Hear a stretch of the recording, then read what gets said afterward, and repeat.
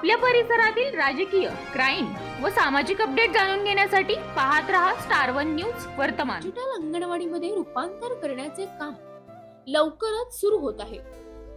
या उपक्रमातून लहानग्यांना आधुनिक शिक्षण, डिजिटल साधने व अधिक चांगल्या सुविधा उपलब्ध होणार आहेत। या महत्त्वाच्या कार्यासाठी सर्व दानदात्यांनी व नागरिक बांधवांनी स्वेच्छेने देणगी देऊन सढळ हाताने सहकार्य करावे ही नम्र विनंती। देणगीसाठी गुगल पे क्रमांक 9518 99 91 07। चला चिमुकल्यांची एक अंगणवाडी डिजिटल करण्यासाठी एकत्र येऊया। ज्ञान, सेवा आणि माणुसकी याचा संगम असलेली एक प्रेरणादायी बातमी सांगली जिल्ह्यातील विहापूर येथून समोर आली आहे। ज्ञानमंत्र वारकरी शिक्षण संस्था विहापूरच्या माध्यमातून परिसरातील तब्बल 62 निराधार मुलांचे पालकत्व स्वीकारून त्यांच्या संगोपनाचे मानवतावादी कार्य ह.भ.प.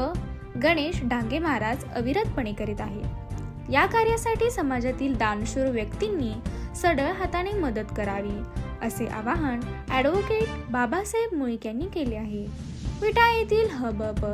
कै देवाप्पा कृष्ण मुळीक चॅरिटेबल ट्रस्टच्या वतीने ज्ञानमंत्र वारकरी शिक्षण संस्थेला 3 क्विंटल गहू आणि 1 क्विंटल तांदूळ देण्यात आला। यावेळी बोलताना ॲडव्होकेट बाबासाहेब मुळीक यांनी या कार्याचे विशेष कौतुक केले। ते पुढे म्हणाले की या संस्थेमध्ये 1ली ते 10वी शिक्षण घेणारी मुले असून काही मुले अनाथ आहेत, तर काहींचे पालक त्यांचा सांभाळ आणि शिक्षण करू शकत नाहीत।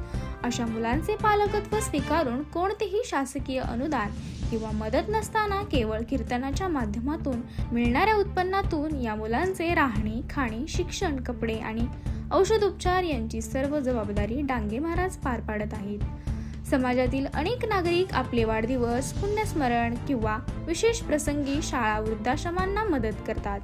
त्याच धर्तीवर 62 निराधार मुलांचे आयुष्य घडविणाऱ्या ज्ञानमंत्र वारकरी शिक्षण संस्थेसहित मदत करावी असे आवाहन ॲडव्होकेट मुळीक यांनी केले। या कार्यक्रमास ह.भ.प. गणेश डांगे महाराज, डॉक्टर शिवाजी गुजर, सांगोलेचे उपसरपंच विजयकुमार बाबर, ह.भ.प. प्रथमेश गुजर, विद्याधर जाधव, भगवान चव्हाण, संभाजी मोरे आणि अनिल माळी यांची प्रमुख उपस्थिती होती। प्रतिनिधी प्रीती गायकवाड। अशा बातम्या पाहण्यासाठी आमच्या चॅनेलला लाईक, शेअर, सबस्क्राईब करा।